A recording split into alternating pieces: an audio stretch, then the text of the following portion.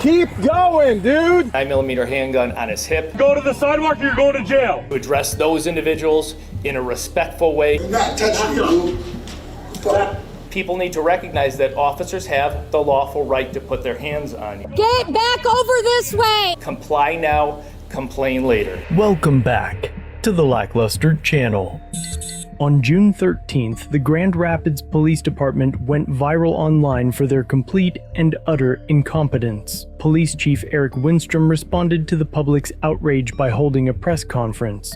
All right, hey, thanks guys for coming. Late notice, I know, but on January, oh boy, I'm falling apart already. June 13th, so that was this Friday at about 9:15 a.m. One of our officers patrolling down at the 1600 block of Kalamazoo was flagged down by an individual, said an armed man was just seen going into the Walgreens down there. Instead of informing the public that Michigan law allows individuals 18 and older to openly carry legally owned pistols without a permit, Chief Winstrom deflected, citing unrelated crimes that had nothing to do with the incident at hand. He then pivots to talk about gun violence, despite the fact that no violence occurred until after his officers arrived. Clearly, my officers have the direction that is proactively what they're going to do, address gun violence. A very scary situation where an individual is seen going in, verified, he comes out, he has an AR-15 around his neck, he has a 9mm handgun on his hip. From an outsider's point of view, you could look as a potential active shooter situation, mass casualty incident, but we recognize that we have to do the full investigation. So that's where this video starts, where an investigation is going to take place by the officers. They handle it extremely well. They're fantastic at de-escalating. They take what could have been a deadly officer-involved shooting to a very peaceful conclusion. You will soon find his statement to be false. Unfortunately, during this entire incident, a few individuals insert themselves in a situation in an illegal, improper manner. Officers, as you will see, go above and beyond to address those individuals in a respectful way. Do not touch me, dude. I said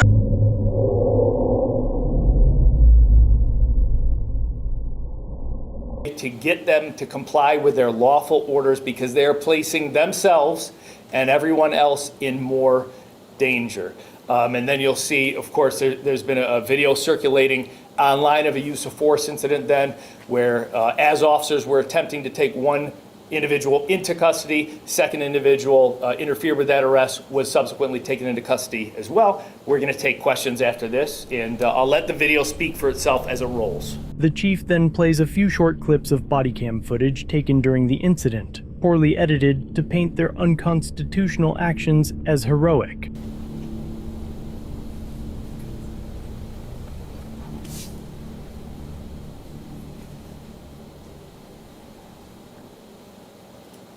Go over that way!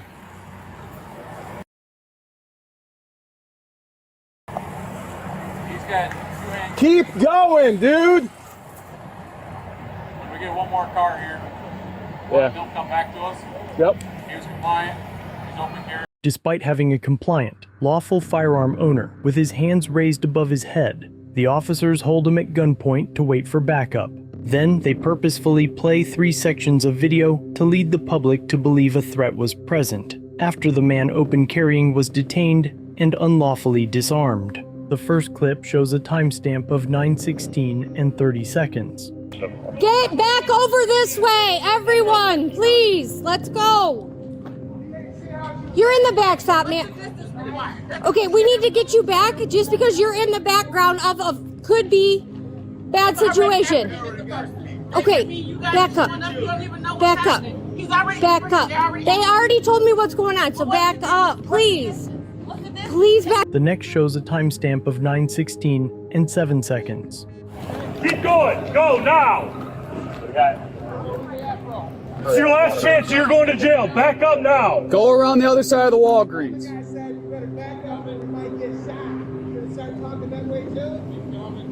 Well, you're in their backdrop, so it's not a good place to stand. Okay, last chance to go to the sidewalk or you're going to jail. The chief played those clips first to make it appear that the man lawfully carrying his firearms had not been taken into custody, though he had complied and was disarmed at 9:14. It's going down the hill. Stop right there. I'm gonna have you come to your right, okay? Yes, sir. Come to me. Keep coming this way. Come this way. Come this way. Come this way. Come this way. Come this way. Come this way. Stop right there. Okay. It's right here on my hip, and then you can take this off my neck. All right. I'm gonna take this off of you. Yep. It's one in the head, in the chamber, That's on me. Sorry, Sean. and then you could just take this off my neck. It's strapped on. 1917, case back that way. All right. Yep, that's on me And again. my ID is right here, sir. It's in this hand right here. And the pistol, the AR pistol, is in this wallet right here. Okay, perfect. All right. Anything else on you? No, you go ahead and tie me down, sir. He then plays a clip that occurs 5 minutes after the unlawful detention, where his officers unlawfully arrest a man for not backing up, though he was more than 50 feet away from the subject during the incident.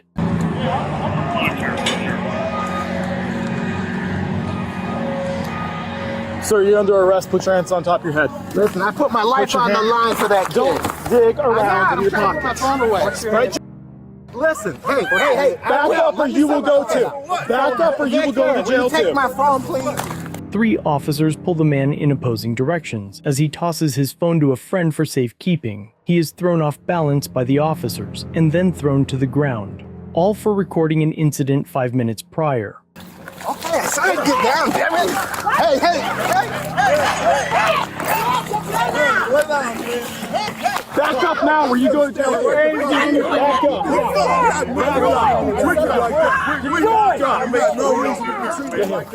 Back up now.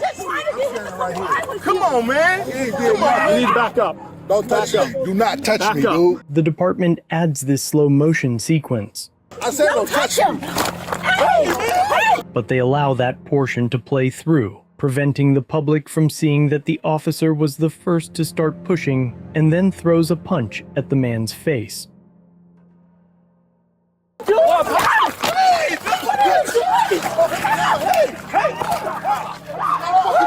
Then this message is shown on screen, before replaying a different angle of the officer pushing and then punching the witness. Don't touch him!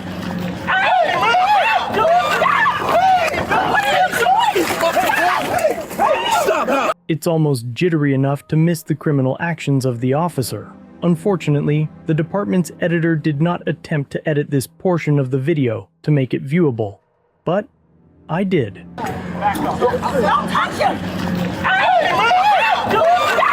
Watching again in slow motion shows the officer first push the man. The man then pushes the officer's hand off of his chest. Immediately after, the officer throws the first punch, striking the man on the left side of his face. The man's wife attempts to stop the officer from battering her husband as he ducks and sidesteps. The officer pushes the woman and follows the man's movements and attempts to punch the man again. Officers, as you will see, go above and beyond to address those individuals in a respectful way. That is all of the footage the department released, though the beatings continued until the man was apprehended after being tased. We are so used to being videotaped. As long as you are at a safe distance from officers, of course, you're lawfully allowed to videotape. It's part of your First Amendment rights. That is clearly not the case here, where that individual was standing directly behind, in the line of fire of an individual armed with not one, but 2 deadly weapons. And people need to recognize that officers have the lawful right to put their hands on you. When that officer put just his fingertips on that person, let him know this is a very serious situation. This is not a request. You will back up for the 9th time. And he hit that officer like that. Now he became an active aggressor. Obviously, that takes it to a higher level. What is going to be reasonably believed to be effective to address the situation at this time? That's why it escalated to a point where eventually that individual was tasered. The chief continues, revealing that the activists were known by the department, and inserts again that the female cop was begging them to move without adding the relevant context that the lawful firearm owner was already unlawfully detained. So officers did a fantastic job. I think you can say it was a misunderstanding. I know the individuals involved, the 3 individuals that were on this tape. As I said in the past, I think they're good people. They may have thought that they were doing the right thing at the time, but in the context, you got to understand. Listen to the way, especially the female officer, talk to these individuals over and over. She's pleading with them, please get out of the way, please. And why is she saying that? Because they put themselves in a situation where they are in danger.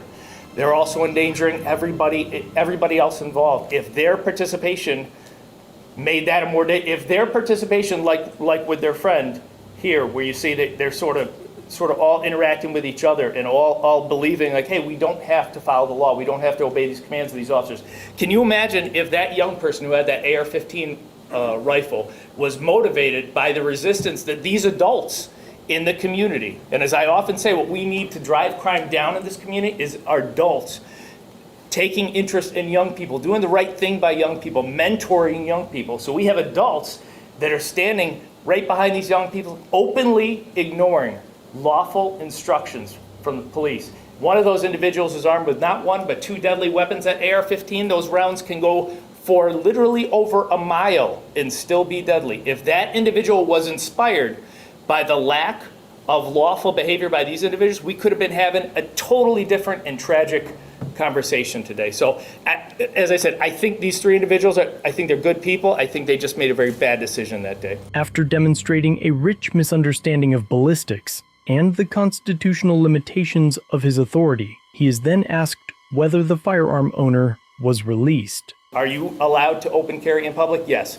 Of course, that doesn't count for private property. I know Walgreens' corporate policy is they do not allow open carry, so that certainly adds to the reasonable suspicion of the citizens in the community that waved down that officer and said, there's a man in there, he just walked in there with a handgun. That obviously, knowing that he's not a law enforcement officer, dressed the way he was, that he didn't show any indicia of any sort of lawful authority, that's a concern. If we didn't take action in that scenario and that individual took some sort of illegal steps, we would be crucified. We would be totally in the wrong. We have a duty to take actions. Once again, the chief is incorrect. The courts have ruled over and over that the police have no specific duty to protect the citizens that are forced to pay them. Those 3 young people who are very cooperative, they were released, no charges whatsoever. Chief, can you tell us what is your message for the community members that come up on the scene, they want to help or they want to observe and make sure things are appropriate? What should community members do in that situation? Easiest message you can say, said it time and time again, comply now, complain later. Every single, and this is probably social media video number 15 that I've been asked to respond to. This is the first time I've done a press conference just because it got so much attention. Every single one.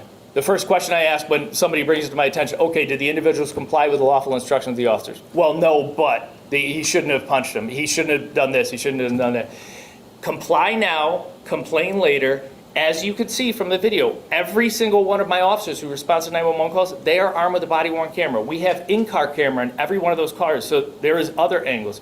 There is so much accountability. I am more than happy to review a use of force, to examine it and say, absolutely, we need better training. We need to discipline this officer. Maybe this officer isn't suitable for police work. We hold our officers to the highest standards, certainly in the state of Michigan, possibly across the country. Confidence, real or pretend, is your magic ingredient. We just watched quite a bit of instructions. Maybe stern, certainly no one was rude in this, but if you believe that those instructions were improper, bring it to my attention and we will absolutely address it. But do not, especially when you don't have the whole context of what's going on, do not attempt to interfere at the scene. That's my message. Thanks for the question. The chief is then asked about a complaint filed by one of his officers' victims, which sends him spiraling on another rant that has nothing to do with the incident and only appears to deflect blame onto people who weren't involved in either incident. Have I watched every single body-worn camera? No, I'd have to read his complaint to see what it is the complaint is. But a lot of what I saw and what was, I'll tell you, of all the incidents that happened, I'll share another frustration that I had. Okay, I just talked about the 2 people that we had murdered. 30-year-old, we had a 15-year-old girl killed, shot in the head and killed. And 0 community members reached out to me about that 15-year-old girl. that was killed. They never asked about the firefighters, the police officers, the EMS that were at the scene that worked so hard to try and save her life. They never asked about the efforts that the department's taking so that we could stop the violence. We had 2 15-year-old kills last year. Zero. I don't know, I might have had 50 people reach out to me on this video. Extremely frustrating. And I don't even remember what your question was. You just took me off on a tangent. Can you ask it again? That was a large man. As you saw, I don't think that punch landed. I think it was a glancing blow, the one that you saw there. But even if it did land, I don't know that would have been effective in addressing that situation. Eventually, the officers tasered him. It was a very dangerous situation, and it didn't have to be that way. But to short answer your question, what you tolerate, you condone, and we're not going to put up with things that could take us down that slippery slope of lawlessness. Well, that's rich. At the end of the day, the greatest threat to gun ownership doesn't come from politicians. It comes from the very people we're told are here to protect us. Police unions regularly oppose pro-gun legislation, support red flag laws, and advocate for disarming the public while arming themselves to the teeth. And when that time comes, it won't be lawmakers kicking in your door. It'll be armed agents of the state, hiding behind badges. Like it or not, police have become the largest anti-gun group in America, and they'll be the ones ordered to carry out the confiscation. I know a large portion of this audience may disagree with the right to private gun ownership, but if you made it to this part of the video, I'd be quite interested to hear what you have to say. So, let me know what you think in the comments, and if you value the efforts invested in these productions, check out another episode, linked on screen.